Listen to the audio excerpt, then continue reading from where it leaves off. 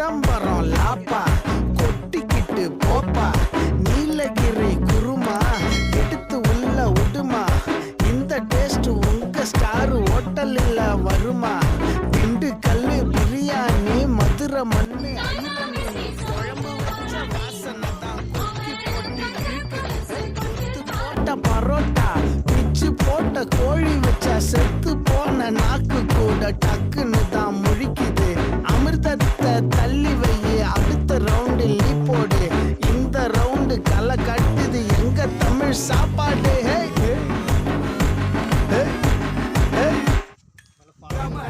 நக்கு செத்த பையல மூஞ்சி மோரையும் பாரு மூஞ்சி மோரையும் பண்ணி போயிடலாம்.